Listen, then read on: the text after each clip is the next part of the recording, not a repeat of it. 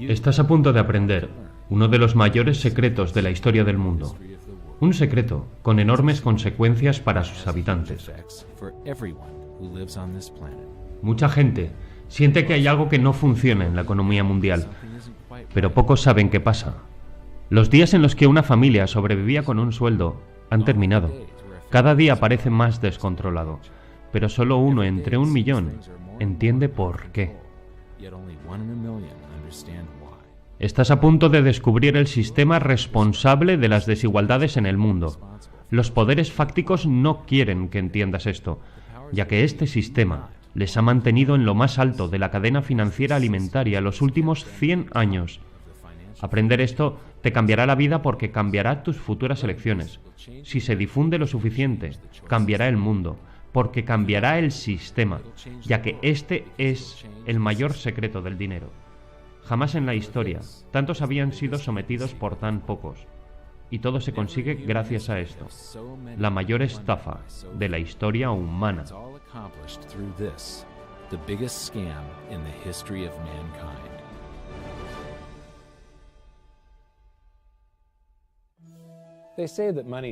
Dicen que el dinero no crece en los árboles, pero lo cierto es que el sistema bancario actual crea dinero a mayor velocidad de la que crece un árbol. La mayor parte de la gente no sabe cómo se crea la divisa, y los economistas y banqueros lo pintan muy complicado, de manera que la gente piense que es tan complicado que no lo pueden entender. Pero lo voy a dejar en la esencia, para que se pueda ver la estafa y cómo te afecta a ti. Toda sociedad crea divisa más o menos de la misma manera, pero como el dólar es la mayor parte de la divisa mundial, usaré los Estados Unidos como ejemplo. Y todo empieza con un político, diciendo «vótame y yo te daré más cosas gratis que el competidor». Pero no existe lo gratuito. Y para cumplir la promesa, los políticos votan gastar más de lo que ingresan. Esto se llama déficit, gasto deficitario. Y para financiarlo se toma dinero prestado, mediante la emisión de bonos. ¿Qué es un bono? No es más que un pagaré con una pátina de glamour. Es un papel bonito, con números, que dice que hoy me prestan 1.000 billones de dólares y prometo, en 10 años, pagar esos 1.000 billones y un interés añadido. Pero lo que hay que entender es que esto es nuestra deuda nacional. Debemos pagarlo tú y yo, y nuestros descendientes con futuros impuestos. Cuando el gobierno emite bonos, roba prosperidad del futuro para gastarla hoy. Entonces, esos bonos se subastan. Los bancos compiten para comprar parte de la deuda nacional y hacer negocio con el interés. Hay que resaltar que los bancos van a estar presentes durante todo el proceso, cogiendo una parte en cada paso, y mostraremos que no es casualidad. Luego, mediante un trile, llamado operaciones de mercado abierto, los bancos venden algunos bonos a la Reserva Federal con un beneficio. Para pagar, la Reserva Federal abre la chequera y emite cheques falsos, sin fondos, que deberían ser devueltos, ya que se asocian a una cuenta sin saldo ninguno, según la Reserva Federal de Boston. Cuando tú o yo emitimos un cheque, debe haber fondos suficientes en la cuenta para cubrir la deuda. Pero cuando lo emite la Reserva Federal, no hay depósito o cuenta en la que se cobre el cheque. Cuando la Reserva Federal firma un cheque, está creando dinero. La Reserva Federal entrega el cheque a los bancos, y la divisa entonces nace por generación espontánea. Y con esa divisa se compran más bonos en la siguiente subasta. ¿Qué es un cheque? Un cheque no es más que un pagaré. Cuando lo firmas una nota que dice que esto es mi pagaré por efectivo, así que lo único que tienes que hacer es ir al banco y cobrarlo. Es muy importante entender este proceso. Esto tiene un efecto devastador sobre las personas, y lo comprobaremos después. Así que recapitulando, la tesorería emite pagarés, llamados bonos. Los bancos entonces compran esos pagarés con divisa. La Reserva Federal también emite pagarés, cheques, y los utiliza para comprarle los pagarés de la tesorería al gobierno, los bonos, y se crea la divisa. Por tanto, lo que realmente ocurre es que la tesorería y la Reserva Federal se intercambian pagarés, utilizando como intermediarios a los bancos, y así de la nada se crea la divisa. Este proceso se repite una y otra vez, enriqueciendo a los bancos y empobreciendo a los ciudadanos a través del aumento de la deuda nacional. Al final, hay un amontonamiento de bonos en la Reserva Federal y divisa en la tesorería. Y este también es el proceso mediante el que se crea toda la divisa en papel. La Reserva Federal y el gobierno, equivocadamente, lo llaman base monetaria, ya que no conocen la diferencia entre divisa y dinero. Yo me referiré a ella como la base fiduciaria, ya que no es dinero, es divisa.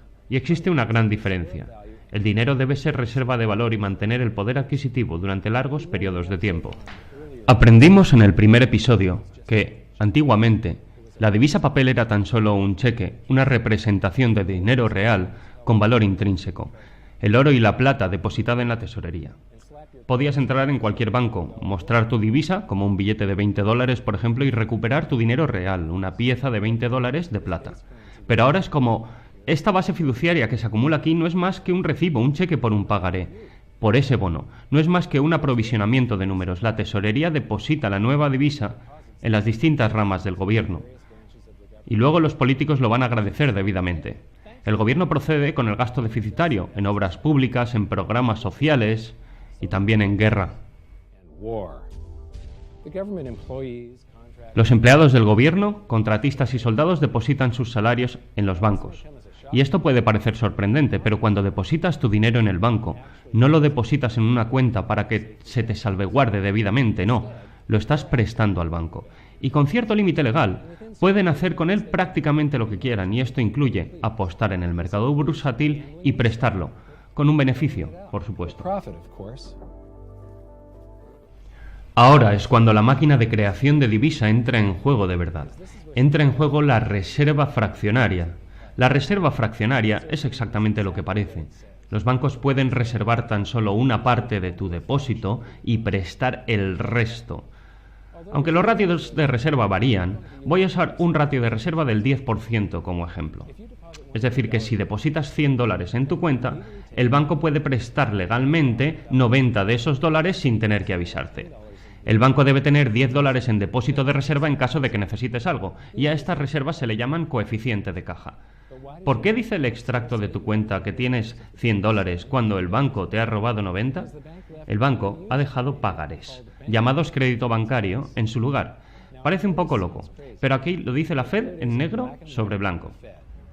Los bancos comerciales crean dinero en los libros cuando conceden un préstamo, simplemente añadiendo nuevos dólares depositados en las cuentas de sus libros a cambio de un pagaré del prestatario. No son más que números que los bancos teclean en sus ordenadores.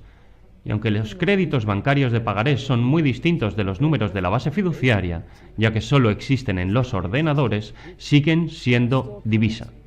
Así que ahora existen $190. La razón por la que los consumidores toman dinero prestado es para comprar algo, una casa, un coche o cosas similares. El prestatario toma los $90 que le dejó el banco de tu cuenta y los entrega al vendedor, y ese vendedor deposita ese dinero en su banco y el banco presta de nuevo el 90% de eso y deja créditos bancarios en su lugar. Así que ahora lo que existe es $271. Este proceso se repite una y otra vez, hasta que, bajo un ratio de reserva del 10%, se crean hasta $1.000 de crédito respaldados por $100 de coeficiente de caja, el 10%. Pero el ratio de reserva varía mucho. En algunos depósitos es el 10%, en otros es el 3% y en otros llega a ser 0. El resultado es que la expansión de oferta monetaria es mucho mayor de lo que este ejemplo puede llegar a mostrar. Una vez más, cuando la divisa se deposita en el banco, los bancos lo que hacen es prestarla, entonces se redeposita y se represta, y se redeposita y se represta, y se redeposita y se represta una y otra vez, creando crédito bancario por el camino. Es de donde viene la mayor parte de nuestra oferta de divisa, y en realidad es del 92 al 96% de la oferta de nuestra divisa, que no se crea por el gobierno, se crea directamente en el sistema bancario. Pues bien, cantidades masivas de divisa lloviendo a los ciudadanos puede parecer divertido al principio. Eso hasta que recuerdas uno de los secretos del dinero más importantes, y es que los precios actúan como una esponja ante la oferta de divisa. Cuanta más divisa hay disponible, más crecen los precios. Aquí entra en juego la inflación, porque la verdadera definición de la inflación es un aumento de la oferta de divisa, y el aumento de precios es tan solo un síntoma, una reacción ante ese aumento. Toda nuestra oferta de divisa no es más que un par de pavos, enredados en esta red mágica, donde la Tesorería y la Reserva Federal se intercambian pagarés divinizados y se introducen un montón de números en los ordenadores a través de los bancos. Esa es toda nuestra oferta de divisa, un gran aprovisionamiento de números, algunos impresos, la mayoría tecleados, pero no hay nada más. Pero si esto parece de locos, prepárate para entrar en la zona oscura de la economía moderna. Trabajamos para conseguir algo de esa oferta de divisa. Tu verdadera riqueza es tu tiempo, pero comerciamos con momentos de nuestra vida, hora a hora, día a día, año a año, para obtener números que alguien imprimió en un trozo de papel o simplemente tecleó en un ordenador. Ahora, esos números representan nuestra sangre, sudor, lágrimas, trabajo, ideas y talento. Nosotros somos los que damos valor a esa divisa. Y ahora llega la broma cruel. Trabajamos duro para poder ahorrar algo de esa divisa, para poder pagar al recaudador de impuestos, la IRS en los Estados Unidos o Hacienda en España, y este se lo entrega a la Tesorería para que ésta pueda pagar el monto principal más los intereses del bono que la Reserva Federal compró con un cheque que no tenía fondos. Recapitulemos un poco, porque es aquí cuando el sistema empieza a robar a escala global. Muchos de nuestros impuestos no se emplean en carreteras, colegios o servicios públicos, sino en pagar intereses de los bonos que la Reserva Federal compró con un cheque relacionado a una cuenta sin fondos. La Reserva Federal comete fraude, y aquí llega uno de los mayores secretos. Antes del establecimiento de la Reserva Federal no había necesidad de un impuesto a las rentas del trabajo. La Reserva Federal se creó en 1913 y ese mismo año la Constitución americana introdujo una enmienda para poder permitir los impuestos a los ingresos personales. ¿Crees realmente que fue una casualidad? Pregúntate cuántos impuestos de la renta has pagado en tu vida. Bueno, pues gran parte ha sido silenciosamente apartado por las manos de los dueños del sistema porque sí, este sistema tiene dueños. ¿Quiénes son? Es aún un secreto mayor que abordaremos pronto, pero primero tenemos que entender el galimatías que es el techo de deuda.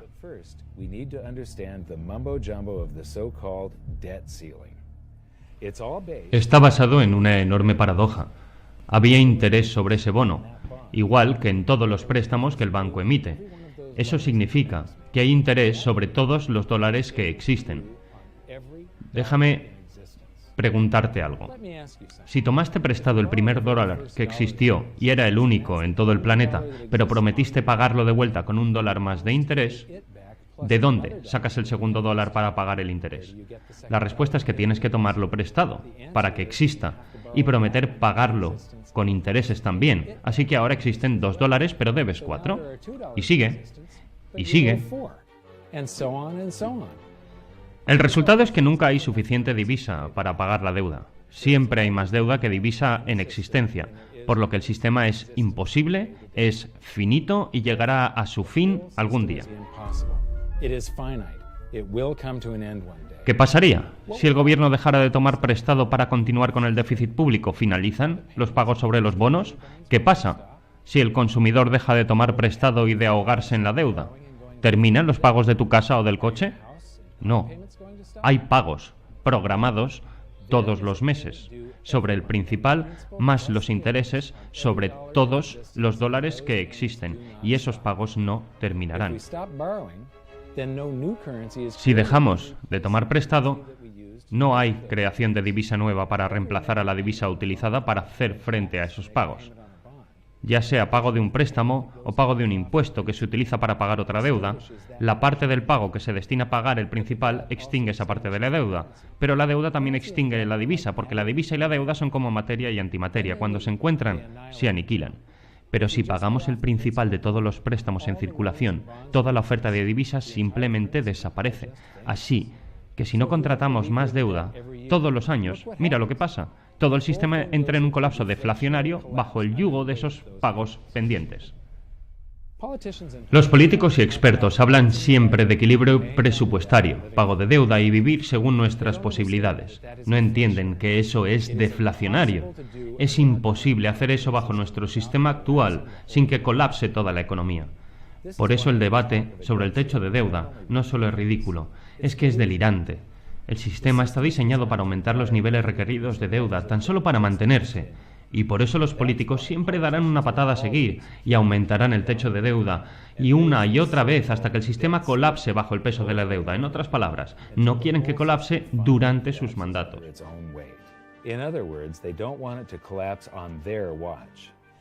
Los padres fundadores americanos conocían los peligros de un sistema bancario central y lucharon para mantenerse libres de tal sistema.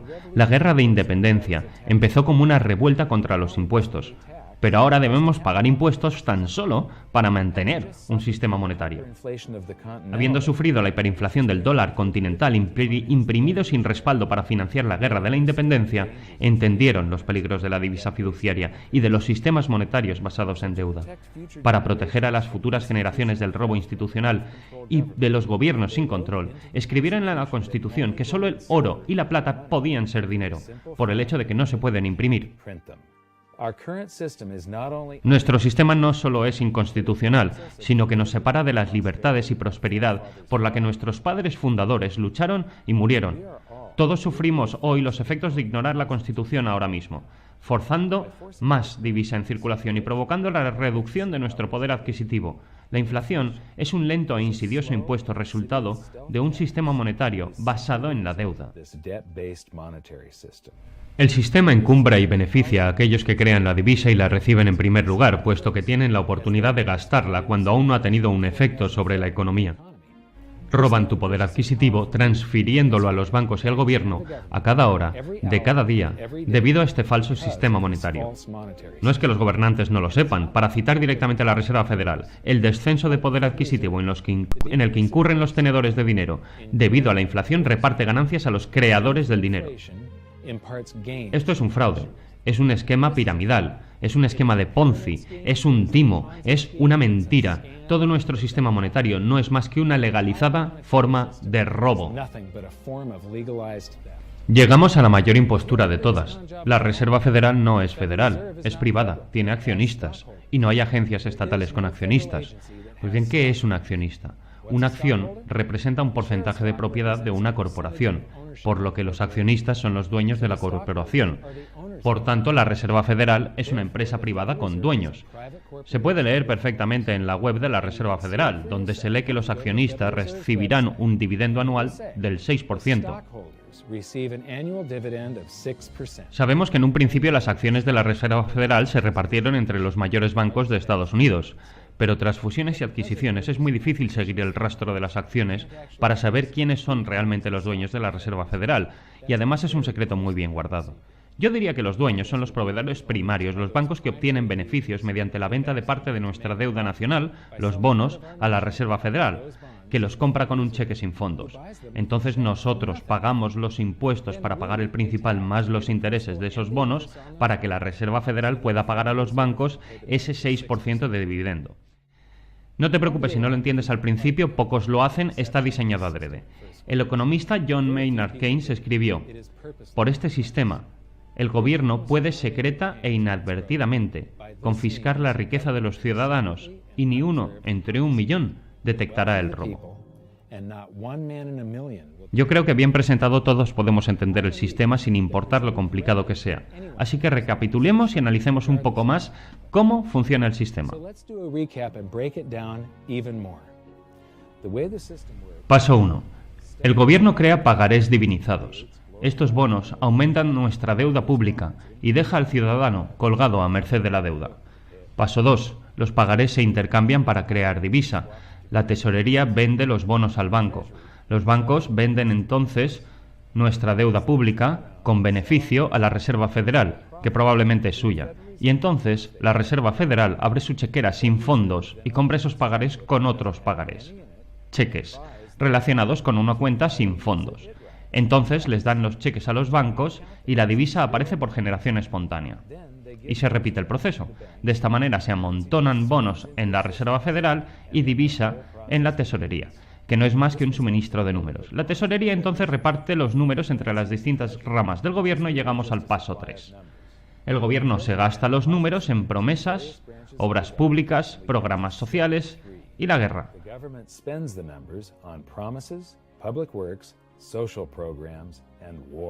Entonces los funcionarios, contratistas y soldados depositan sus pagas en los bancos para llegar al paso 4. Es entonces cuando los bancos multiplican los números inventando mágicamente más pagarés a través de la reserva fraccionaria, con la que roban una parte del depósito del cliente y lo prestan. Esa divisa se redeposita para que una parte sea robada de nuevo y el proceso se repite, aumentando la oferta de divisa de manera exponencial. Y trabajamos para obtener parte de esos números, lo que nos lleva al paso 5, en el que nuestros números son fiscalizados. Pagamos impuestos a la hacienda pública para que ésta entregue números a la tesorería para que la tesorería pague el principal más los intereses de unos bonos comprados por la Reserva Federal con un cheque sin fondos. El paso 6 es la ilusión del techo de deuda. El sistema está diseñado para necesitar niveles de deuda mayores cada vez y eventualmente colapsará bajo el peso de la deuda porque los políticos no hacen más que remolonear porque lo que quieren es evitar el colapso durante su mandato. Finalmente, el paso 7. Los dueños secretos se llevan su parte. Los bancos más grandes del mundo son los dueños de la Reserva Federal y esos bancos obtienen beneficio de la venta de los bonos de la Reserva Federal. Obtienen beneficios cuando la Reserva Federal les paga intereses sobre las reservas depositadas en la Reserva Federal y la Reserva Federal les paga un 6% anual por su participación en la Reserva Federal. Este sistema es fundamentalmente diabólico, canaliza riqueza desde la clase media trabajadora hacia el gobierno y el sector bancario. Es la causa de la crisis y las bonanzas artificiales de la economía moderna y causa gran disparidad de riqueza entre los millonarios y la clase trabajadora. Es posible porque ya no usamos verdadero dinero, usamos divisa. Pero lo peor es que es una forma de esclavitud. Bono en inglés es una abreviatura de la palabra nexo. Cuando el gobierno emite un bono, es una promesa de cobros de impuestos en el futuro.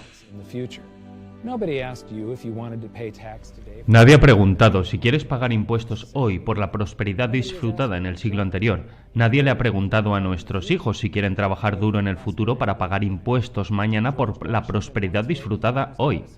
George Washington escribió una vez a James Madison: ninguna generación tiene el derecho de contratar deudas mayores que las que se puedan pagar durante su propia existencia. Al robar prosperidad del mañana para gastarlo hoy, nos esclavizamos nosotros y futuras generaciones. Todo parece muy agorero, pero hay gran esperanza, ya que tú eres la mayor amenaza para ese falso sistema monetario. El sistema se basa en la ignorancia del público ante su maquinaria. Por favor, comparte esto con quien conozcas, porque un público educado que entiende el sistema puede construir un sistema mejor para las generaciones futuras. Os dejo con una cita atribuida a un antiguo director del Banco de Inglaterra. El sistema bancario moderno produce dinero de la nada. El proceso es, quizás, el más sorprendente de todos los trucos de prestidigitación jamás inventados. La banca se concebió en la desigualdad y nació en el pecado. Los banqueros son los dueños del mundo. Quítaselo, pero déjales la posibilidad de crear dinero y controlar el crédito, y en un pestañeo crearán dinero suficiente para comprarlo de nuevo. Pero si quieren continuar como esclavos de banqueros y pagar el precio de su propia esclavitud, déjenles seguir creando dinero y controlando el crédito. Esta es la Reserva Federal en Washington, D.C., en la calle Constitución, que es la misma broma que la de colocar la Reserva Federal de Nueva York en la calle Libertad. Las dos son inconstitucionales, limitan nuestra libertad y nos extraen riqueza cada segundo de cada día para la Reserva Federal, el gobierno y el sector bancario. Eres uno entre 1 millón de los que pueden detectar el robo a tu prosperidad. La pregunta es, ¿qué puedes hacer al respecto? Ve el vídeo hasta poder describir y enseñarlo a otros. Los que entienden el sistema se pueden preparar ante su colapso y protegerse. La historia nos enseña que los que no lo hagan probablemente sean barridos. Comparte este vídeo con todo el mundo, especialmente con aquellos que te importan. Todo lo que hace falta es 1 o 2 clics para enviar este mensaje a millones de personas. Cuélgalo en Facebook, tuitéalo, envíalo por correo a tus conocidos, compártelo donde puedas. Únete a la conversación.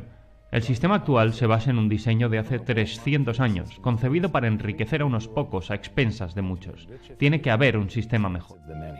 En hiddensecretsofmoney.com hemos creado una plataforma de código abierto para el diseño y desarrollo de un nuevo sistema monetario. Hacemos un llamamiento a todo economista, estudiante, universitario, mente brillante y cualquiera que lo desee a unirse a la discusión. Al educarnos a nosotros y a los que nos rodean, podemos prevenir una mayor erosión de nuestros derechos y quién sabe si quizás recuperar alguno. Just maybe, win some of them back.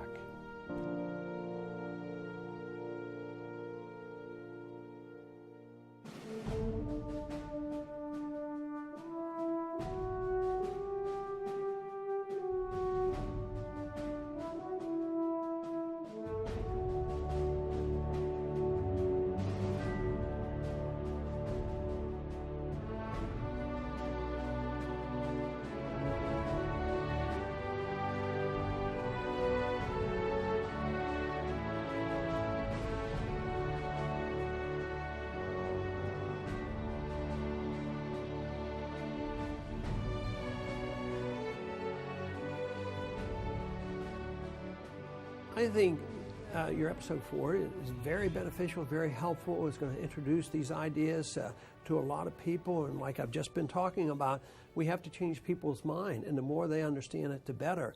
And I think we're at this point now where more people in the last several years, 4 or 5 years, have thought about the Fed than they ever have in the previous 95 years. So I think an explanation and diagrams to show it is very helpful, because quite frankly, they're not going to get it in their grade school. They're not going to get it in their high schools. They're not going to get it in college unless they're in a very rare circumstance to understand how this works.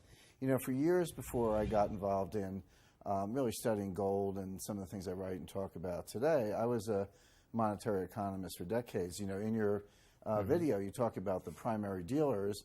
I was chief counsel and chief credit officer of one of the largest primary dealers for 10 years. So I had an inside seat on the Treasury market and have the privilege of working with several former vice chairmen of the Board of Governors, Manley Johnson and David Mullins, going back to the 80s and the 90s. So I'm very immersed in what you were talking about. I thought it was extremely accurate, extremely clear. I didn't think you were stretching on any points. It was really like something out of a PhD course, except that it was very easy to understand. I think it's accessible.